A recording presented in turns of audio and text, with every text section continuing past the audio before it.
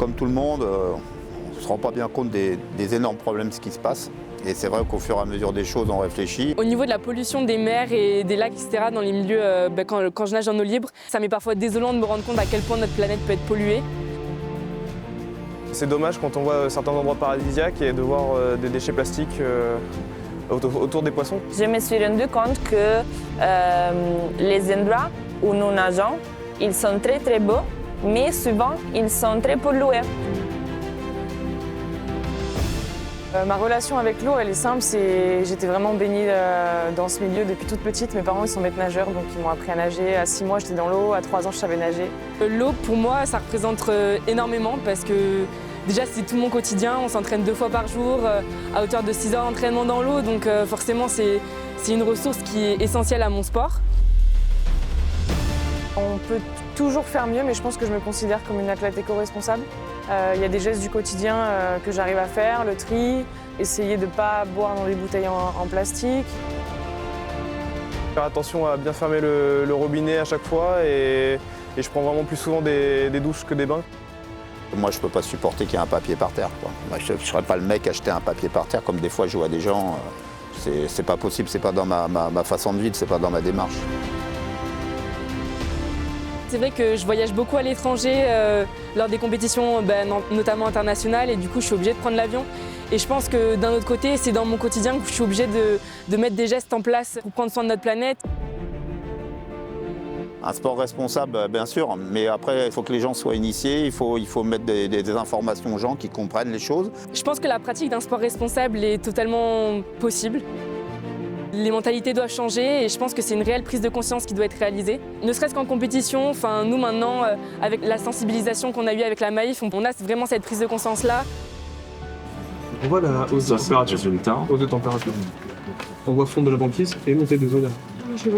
Les objectifs de la fresque, c'est d'arriver à ce que chacun des participants comprenne les mécanismes du changement climatique étape par étape pour ensuite voir, selon ses envies, selon sa consommation, selon son mode de vie, comment chacun peut agir à son niveau au quotidien.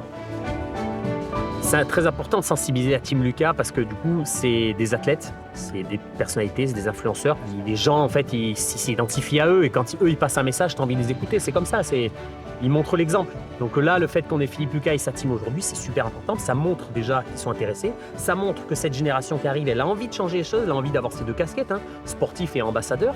Et nous, si on peut accompagner ça, c'est tout bénef. En tant que sportif de haut niveau, c'est vrai qu'on est plus légitime de parler du milieu de l'eau. Je pense qu'on est plus écouté du grand public. On a une voix un peu plus importante. En tant que sportif de haut niveau, on est amené à être des modèles. Et donc là, plus particulièrement en tant que nageur, à être des modèles pour la préservation de l'eau et notamment la pollution des océans. Avec le petit pouvoir que j'ai, il est important de transmettre ça aux nageurs, aux jeunes enfants dans les écoles, d'essayer de faire comprendre qu'il y a des choses qui sont primordiales et surtout qu'il faut faire attention pour l'avenir. Bonjour, je m'appelle Maïlan, j'ai 9 ans, mon nom de famille c'est Costa et aujourd'hui je ramasse des déchets. Clean Macalinck, en fait, c'est une bande de potes marseillais qui ont décidé de faire des ramassages ensemble. Et le but, c'est d'organiser des ramassages tous les mois, voire plus. Et à côté de ça, on sensibilise les jeunes pour qu'il y ait moins de déchets à ramasser plus tard. Vraiment, c'est pas plus compliqué que ça. On veut avoir des plages propres, on ne veut plus avoir à ramasser tous les dimanches. Sauvage Méditerranée, c'est une association créée en 2019 à Aix-en-Provence et l'objectif de l'association, c'est de revaloriser les déchets sauvages, c'est-à-dire les déchets qu'on trouve sur les plages de Méditerranée. Et à partir de ces déchets, nous, on fait des créations. On fait des bijoux, on fait des trophées comme celui qu'on a là aujourd'hui. Aujourd'hui, on est avec plusieurs associations. On ramasse des déchets au bord de la plage avec d'autres clubs aussi. Et je suis plutôt triste de voir tout ce que les gens jettent au bord de l'eau, comme des mégots et plein de choses comme ça. Charlotte et tous ses potes là, de la team, ils sont à fond. Il y en a pour qui c'était le premier ramassage et en fait, c'était unanime, ils étaient choqués de la quantité, alors que pourtant, c'est pas l'un de nos plus gros ramassages, mais quand même, ils sont choqués parce que quand tu t'y attends pas et quand c'est pas ton quotidien, tu te rends pas compte qu'il y en a autant. Ce que je retrouve sur la plage, des canettes. Aujourd'hui, j'ai déjà ramassé des mégots, des mouchoirs, des canettes.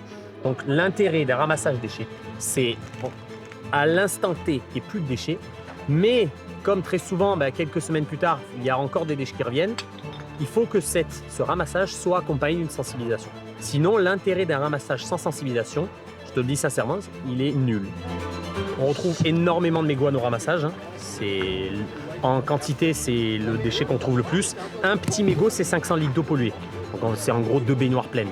Donc là, tout ce qu'on a sauvé en quantité d'eau, c'est énorme. On parlait de l'eau, de l'importance, tout ça, la pollution, ça en fait partie. Les mégots, ça pollue énormément parce qu'il y a plein de produits toxiques. Et moins il y a de mégots par terre, et moins ça va finir dans l'eau. Les mégots et les plastiques, c'est les déchets qu'on retrouve le plus en quantité. Ce qui est chiant en plus avec la pollution plastique, c'est qu'après ça se dégrade en microplastiques. Donc impossible à trouver, ça va dans les animaux, dans les poissons. C'est simple, suivant un chiffre, c'est plus de 80% des animaux ont du plastique en eux. On en a trouvé récemment dans le placenta des femmes, dans le lait maternel, c'est partout. Il y en a partout, donc oui, le plastique, c'est une horreur. Et on aimerait faire autre chose de nos dimanches, de nos mercredis, mais là, c'est pas possible. Mais nous, ce qu'on veut, c'est plus avoir à ramasser du tout. Donc le but ultime, utopique, évidemment, c'est d'avoir une plage propre. Mais là, regarde, tu vois, il y a le Capri Sun, là, attends, je vais aller le chercher, lui. Mais c'est une dinguerie, on en est loin. Hein. La solution pour qu'il y ait moins de déchets, ou plus de déchets même, ce serait que les gens soient plus responsables de leurs affaires, qu'ils ne jettent pas par terre, qu'ils ferment leurs sacs poubelles, qu'ils trient. Aussi, trier, c'est extrêmement important. On doit sauver notre planète vu qu'elle envahit les déchets et il faut qu'elle reste intacte. Je suis vraiment très fière de participer à ce programme et à ce lancement avec la Team Lucas. Je suis ambassadrice de ce programme pour My Youth Sport Planet et ça me fait plaisir parce qu'on est à côté de l'étang de Berre, qui est un étang très pollué. Je suis très fière de faire partie du programme Sport Planet. Dirigeons-nous vers un sport plus vert.